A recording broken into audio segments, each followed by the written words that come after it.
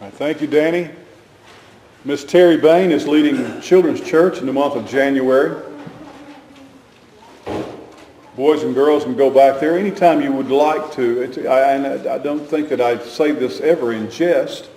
You might enjoy it. And anytime you'd like to be a part of something like Children's Church or the nursery, you're welcome to volunteer. And you would find that very rewarding. Turn with me in your Bibles to the book of Exodus, chapter 1. We're looking at a study of the book of Exodus because it's a story about people going from one place to another in a bad situation, headed toward a better situation.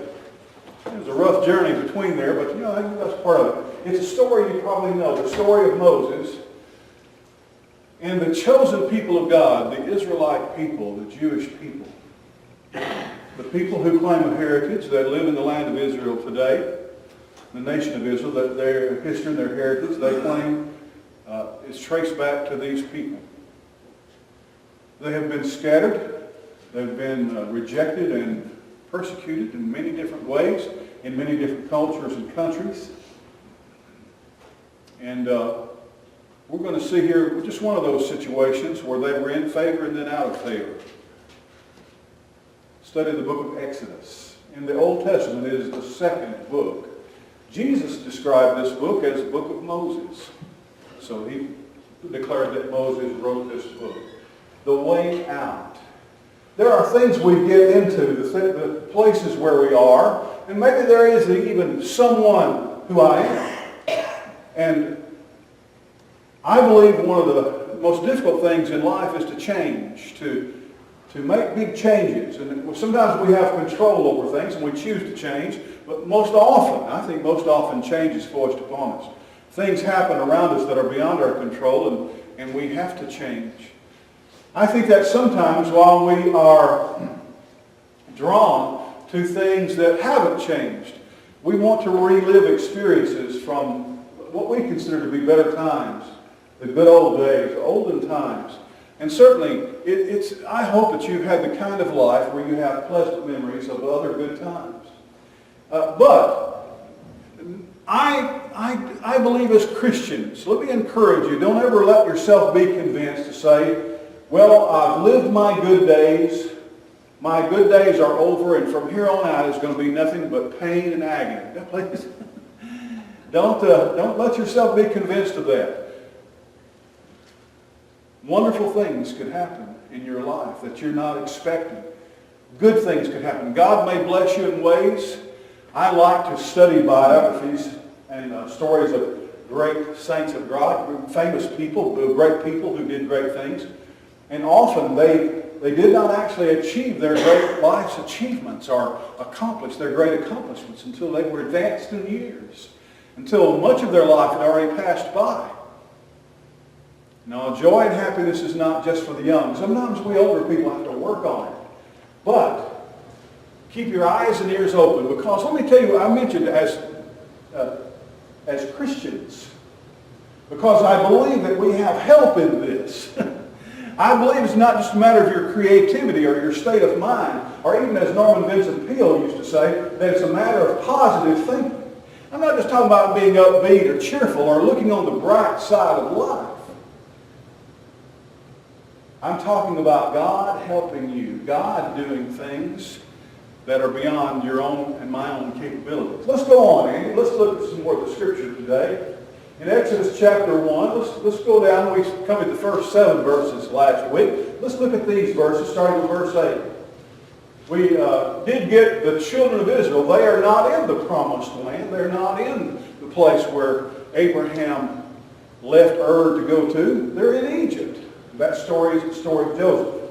Now there arose a new king over Egypt who did not know Joseph. Now remember, the story of Joseph is a terrible story, but it's an inspiring story. His brothers sold him into slavery. His brothers. And he was a slave, and then he was falsely accused of a crime, and he was thrown into prison. Well, in all of that, God was working And ultimately, the way that story goes is Joseph was so blessed of God that his life circumstance changed, that he actually was taken out of prison and placed in a situation where he became second in all of Egypt under Pharaoh. Man, that's a great story. His brothers came down to get food because the Egyptians, because of Joseph's leadership, the Egyptians were the only people in the middle world at that time that had any food. God had told Joseph how he could advise Pharaoh so that they could prepare. They were going to have 7 years of terrible famine. 7 years of great plenty first, and then 7 years of famine. So during the great plenty, they stored food. Canned stuff, I guess we would call it. And they were ready. His brothers came down, and then eventually, the way the story goes, all of Jacob, his father, brought 70 people came down. And they came down to Egypt. And what a wonderful life. They were the most important people in all of Egypt. Then, verse 8 says that there arose a Pharaoh in Egypt, a king who didn't know Joseph. It didn't mean that he wasn't aware of him, that he'd never heard of him. It doesn't mean he'd never met him. What it means is that he didn't care for him particularly. He didn't shine on Joseph. He didn't feel like that Joseph and his family deserved to be treated so well. Things happen like that. I don't know what your verse would say, but your verse sometimes changes. It says, and then everything went south. And then everything turned left. And then everything fell apart. And then he went to the doctor, or then she found out this or that, or this, and she was just driving down the road. You know what I hear and heard so often from people when I work with people who have computers? They say, it was working just a few minutes ago.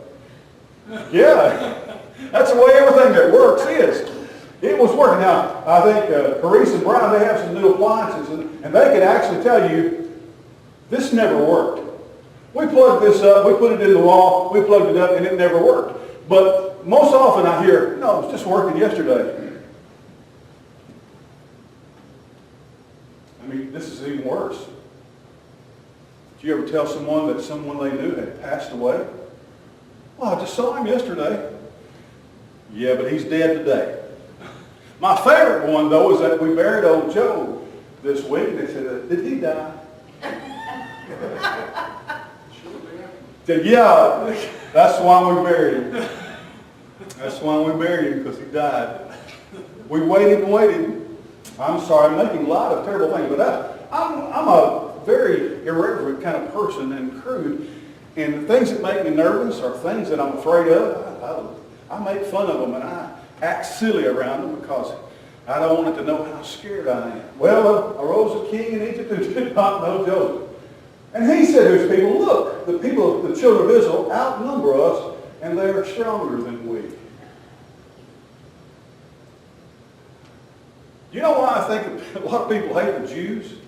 You drop a Jew out in the middle of the desert, and you go back the next day, there's going to be a deli there.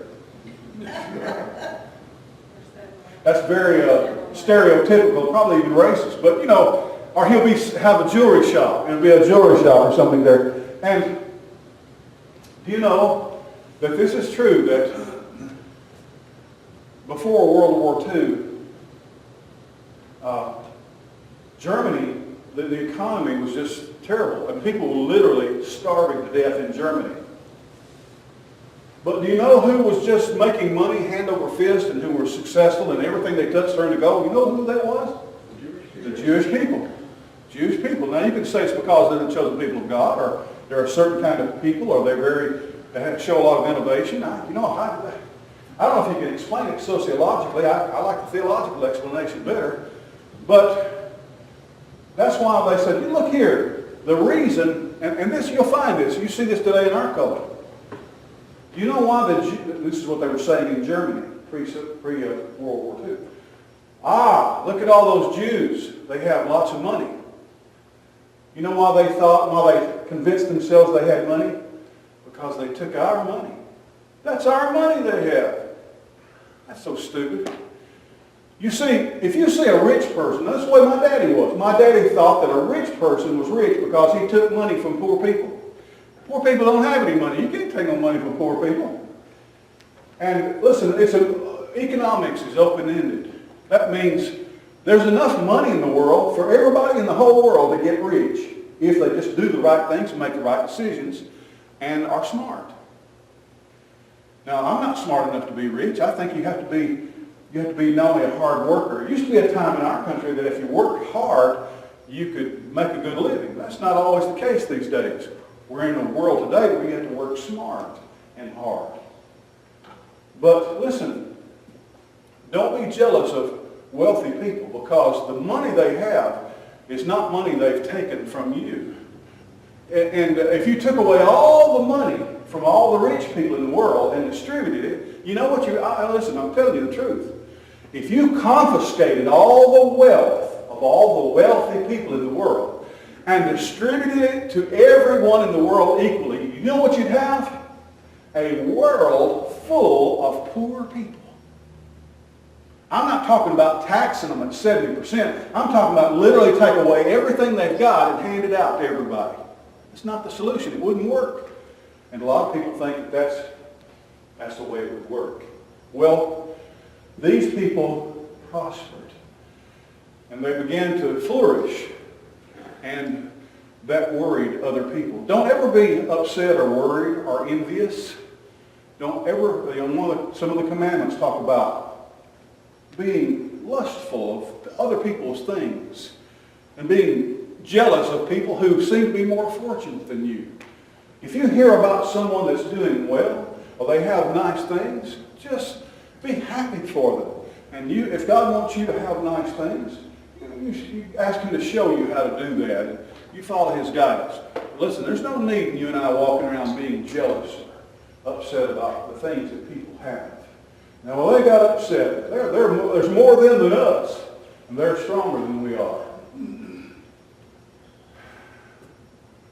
I want to let God make me the kind of person that I'm strong and that I'm successful, no matter whatever else in the world is going on. No matter what the Republicans or the Democrats are doing or who the president is, I want to grow in strength, and I want God to lead and guide me in a life that I can see as His. No matter who the king of Egypt is or who the Pharaoh is, and that's what's happening here. They had fallen out of favor, and yet they're still doing well. I want to be that kind of person that, it's raining today or it might snow tomorrow, but that doesn't have anything to do with how strong I am or what my state of mind is or how much faith I have in God.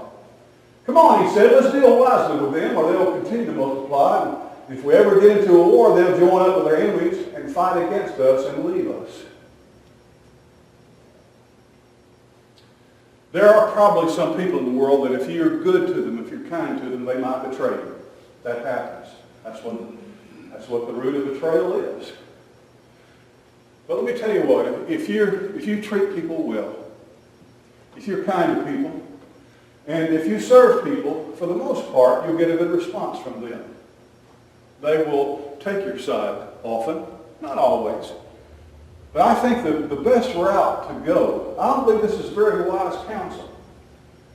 That I don't believe that they were correct. The Jewish people have never taken over anybody. They've never invaded anybody, except they went into Canaan, and God was leading them then to take land that He had promised to them. The Jewish people are not a threat, and these people were not a threat. Let's go on and continue to read. So they enslaved them and set over them taskmasters to afflict them with burdens and labor. And they built for Pharaoh treasure cities, Pithom and Ramses. But the more they afflicted them, the more they multiplied and grew. And they were grieved because of the children of Israel, as the Egyptians were.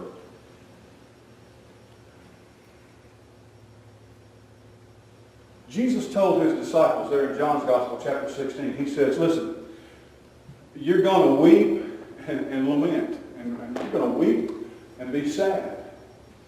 But He says, I'm going to turn your sorrow into joy. That's a very unusual thing to say. He doesn't say, I'm going to take away your sorrow and put joy in its place. He doesn't say, I'm going to remove your sorrow and give you joy. He says, I'm going to take your sorrow and turn it into joy. I believe that if the cross of Jesus can be salvation, then your pain and suffering and your tears and your heartache can be turned into something good. It says right there that the more they oppressed them, the better they did. The more they improved. I believe it is something that is a part of God's equation. I believe He's built it into us that when we're stricken, I think that's maybe the core. You know, Jesus said a very strange thing in the Sermon on the Mount, Matthew 5. He said, if anybody strikes you on the right side of your face, offer unto him the other also. I don't believe that Jesus was teaching pacifism or that He was against self-defense. You see in the book of Isaiah chapter 53, Isaiah says, and by His stripes you're healed. And what he is saying, not I believe there's healing in the atonement of Jesus and that we're guaranteed to never be sick. But I think he was saying that every time you're stricken, every time you're hit, every time you're hurt, it's a part of the God equation that translates into, that turns into something good. God has, what if every time somebody mistreated you, it benefited you? What if every time you had a misfortune, it made you stronger? What if every time you faced a difficulty or something broke or something went awry, what if it turned to your advantage? What if that was a part of the way God intended for things to be in your life? What if it was His intention that all things should work together for good for those who love God? Well, that's what's happening here. Verse 13 says, so the Egyptians made things even worse. They made their lives bitter and hard with hard bondage and mortar, brick, and all kinds of service in the field, and everything that they did was made hard and harsh. You know, the worst mistake that Satan's ever made is he killed Jesus. And one of these days he's going to take your life too. And that'll be a mistake as well, because he'll think that's the end of you, and it's not. Not just that you are going to go to heaven or your spirit is going to go to be with Jesus. You know what's going to happen? You know what I've noticed when I lose people? When I lose people,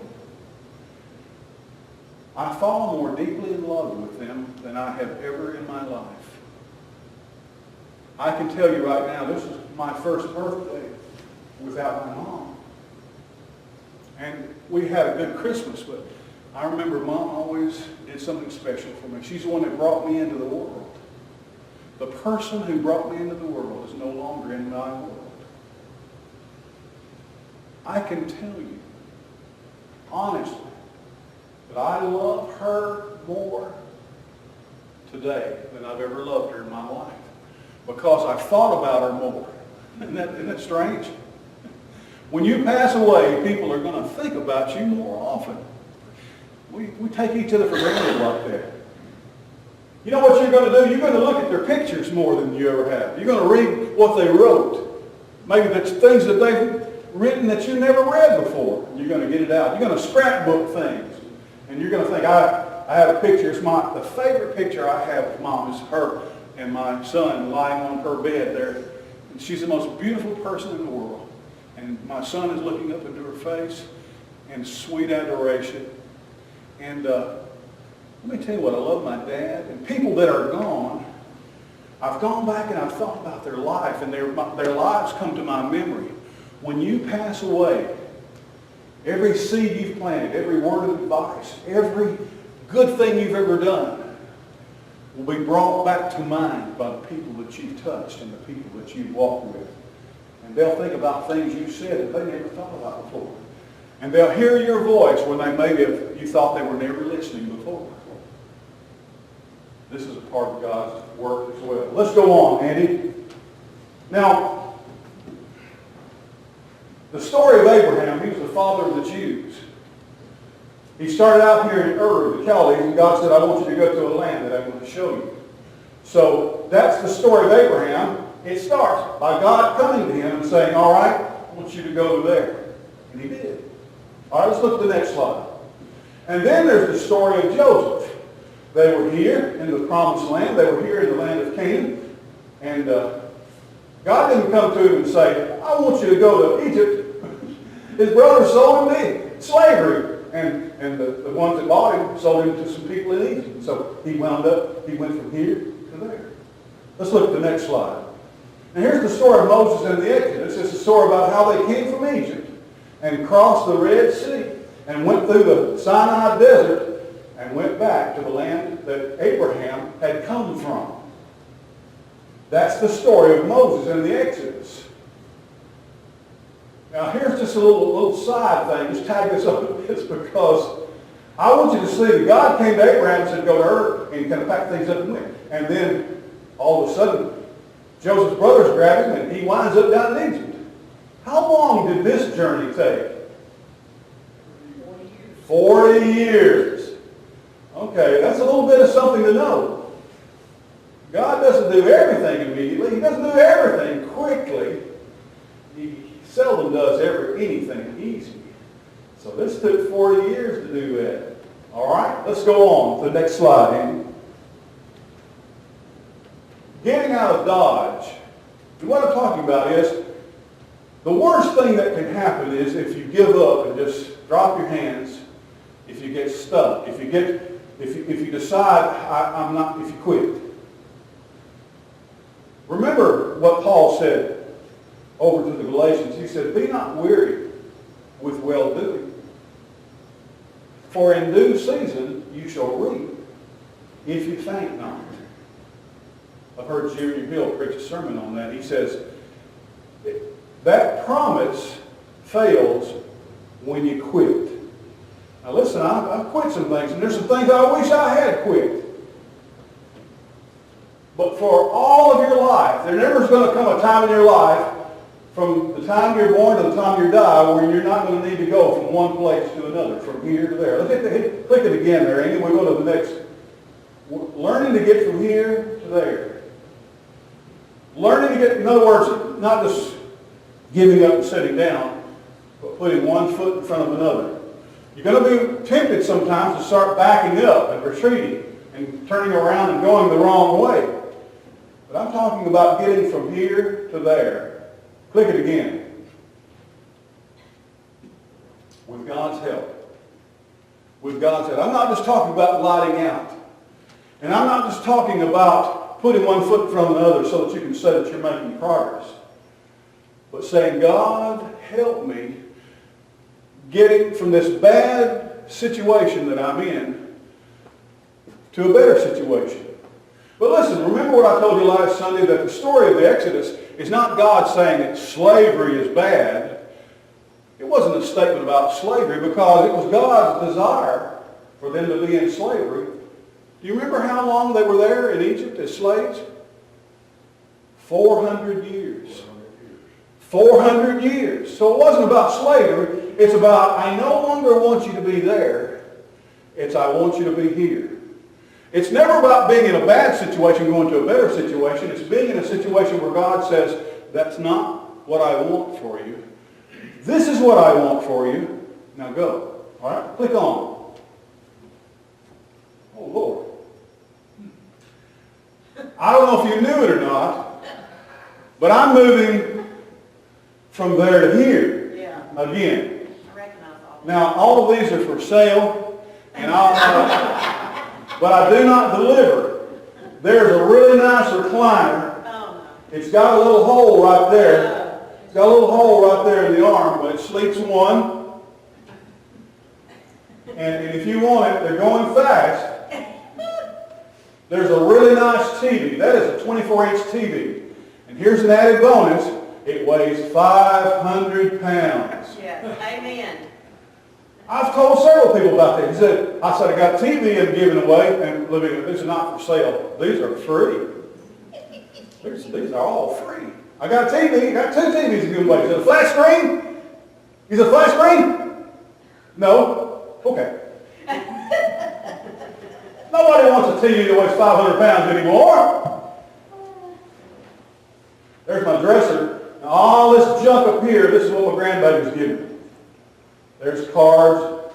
Everything has significance. I can look from where I'm in my bed. There's a picture of the grandbabies with my mother. This box is full of love letters from my wife. I don't ever read them. There's my grandmother's Bible. There's my mother's living Bible. There's one of my fans. I have lots of fans.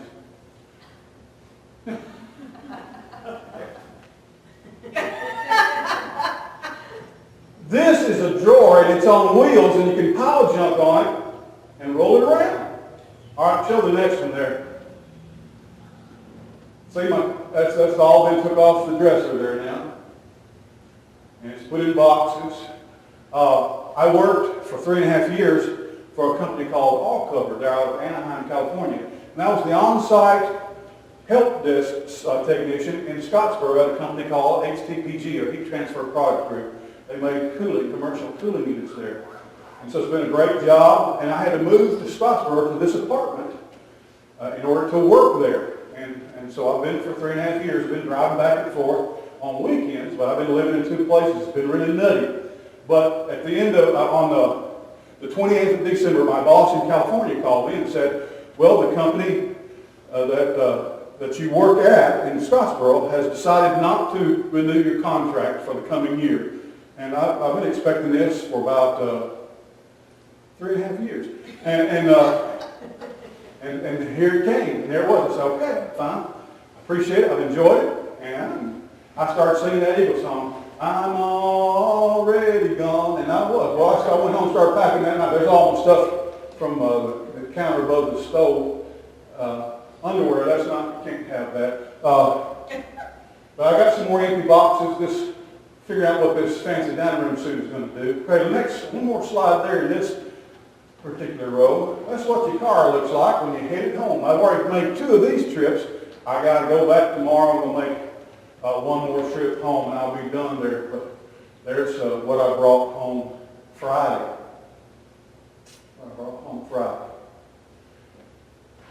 This has happened a lot in my life, a lot. And not changing jobs. I've pastored at 7 different churches. And I've worked, starting in 2006, I started working bivocationally. In other words, I would pastor, and then I worked a secular job too. For the first 30 years of my ministry, I was the full-time pastor. I'm finding that that's the only kind that there is. All right, so the next slide there, Andy. Getting out of Dodge. Now, I have learned a lot about how to get from here to there. Because you see, it's not just coming from Scottsboro to Decatur. It's not about just moving from one place to another.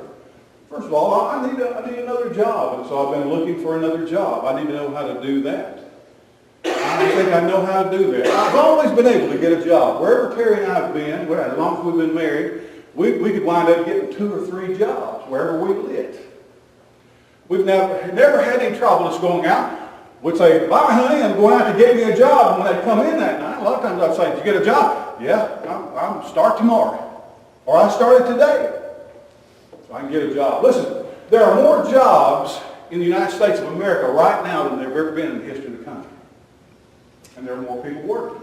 More people. So I'm going to get a job. That's a part of my getting from there to here. But also, I've got to figure out a way to live with a woman who is accustomed to living alone and doing everything her way. I'm already putting stuff where it don't belong. And I'm putting all that stuff that you just saw in the garage, and it's about piled up. But there's ways, over the last 3.5 years, you understand this, don't you, Doug? There's ways she does things, and she likes I don't do it that way. No, let's put it like this. I mean, even from the way you put the trash bag into the trash can. You got to do it the right way. If you don't, you could upset everybody else that lives in the house. That's a part of me getting from there to here. All right, let's go on. Let me show you something. Here's a list that comes up. It's about getting from Egypt to the Promised Land. It's about getting from today to tomorrow. Over the years, people have found me somehow or another on the telephone. They've called me up and said, preacher, are you the preacher? Yep.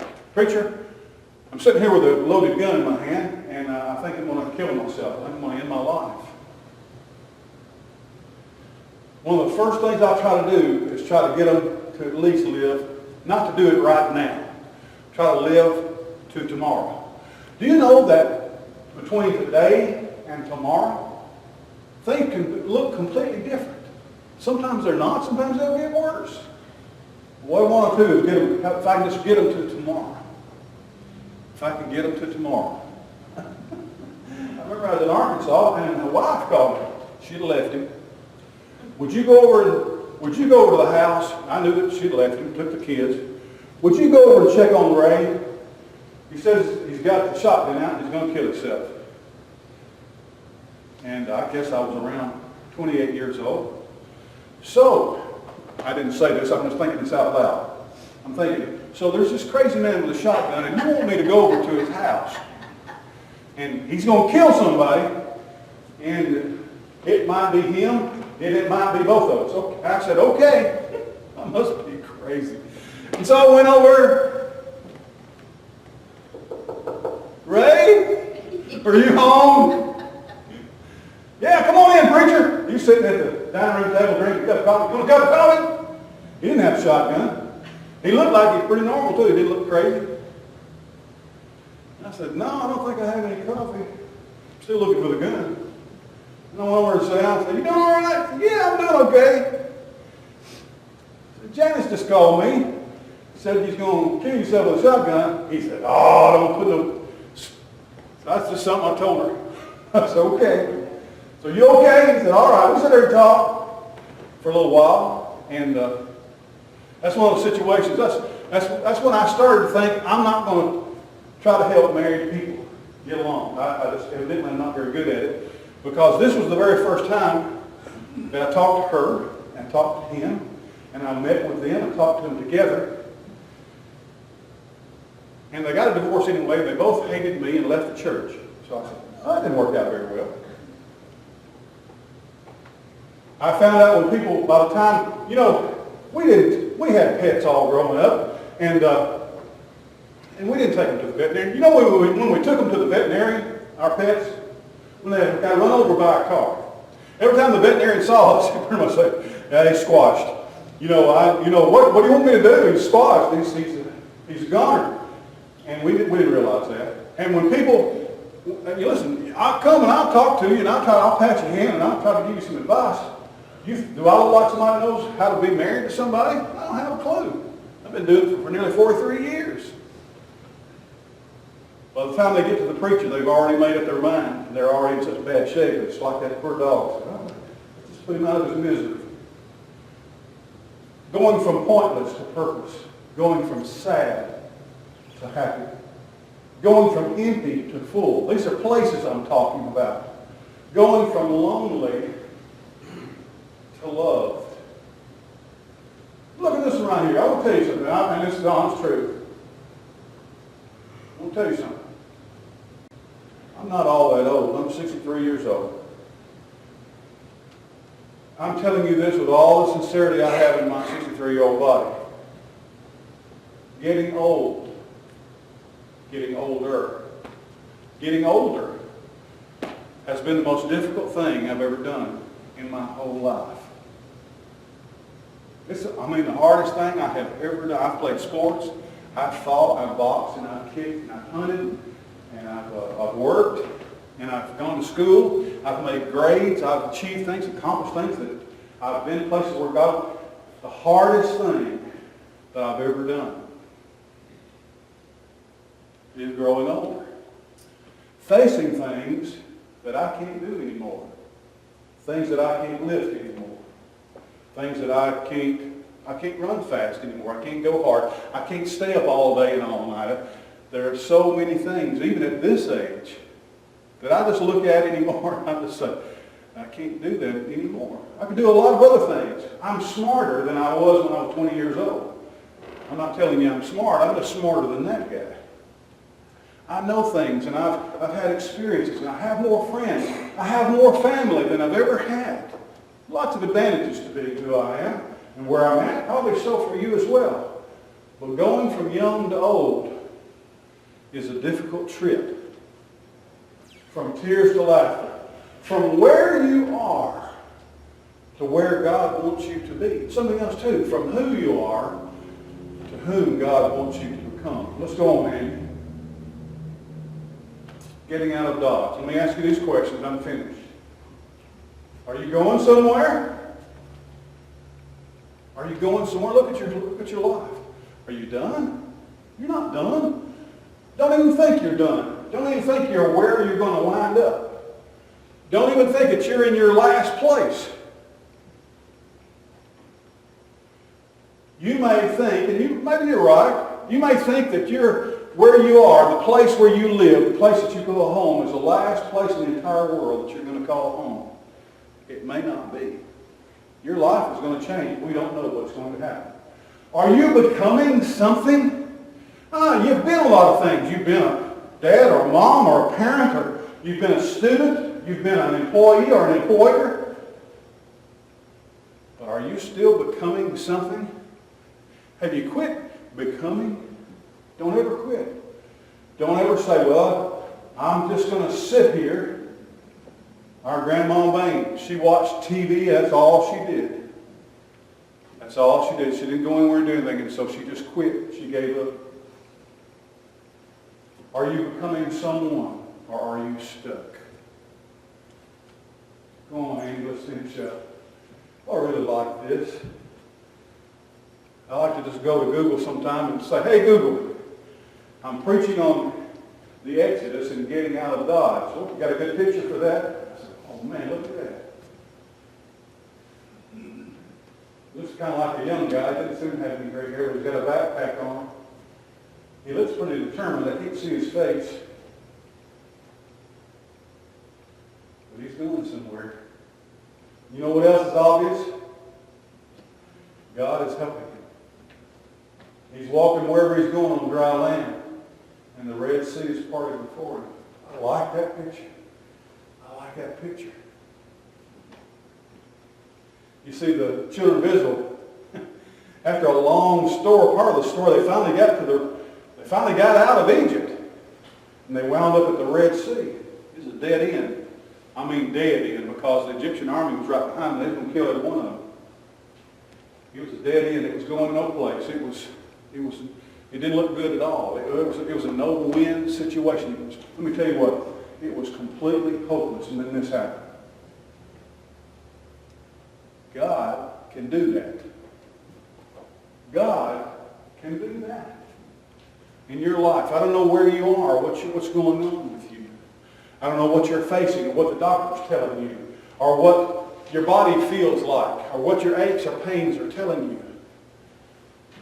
You have more to do. You have someone else to become. I want you to trust God today. I want to encourage you as your pastor to be filled with hope and courage. I don't know what you need to put in your backpack, but put it on. You fill it up, put a sandwich in it. So I don't picture over an old dog, zoom in his face. Big old hound, a big old ugly dog. And then evidently this dog could talk, because he said, I see you have a chicken sandwich. And then underneath that it said, I also like chicken sandwiches. Pack your lunch. Put you something to drink in there. Get your backpack. Get ready to go. Put on your walking shoes. Whatever's happening in your life, if you're sad or lonely, or if life is hard, or even if you're very successful and happy and everything's going your way right now, you're still got more miles to go and places to go. Would you pray with me for just a moment? Father, I don't know where everybody is that's here today. I don't know what you're doing in their life. I don't know what your will for them is. But I believe that every person here at one time in their life or another is going to be very tempted to just quit and give up and feel the hopelessness that all the good is over. Nothing good is going to happen, that their better days are over. And that they are at the end of life's journey. And there's no more joy for them and no more accomplishment, achievement, no more reward. I pray that you would encourage them, Father. Convince them that they are a child of the King. The King that really matters, and the King who always remembers who they are. Give us strength and hope. More than anything else, Lord, give us help. And don't ever let us be satisfied to just sit down and cry and quit. Lead us on. Lift us up. Take us ahead. For we, Lord, need it. There are great things yet to be done. And if you could find a place to use us, show us how to get from here to there. For I ask it in your name. Amen. Brother Danny, what's our hymn of invitation? 361. 361. Would you stand with us this morning? And let's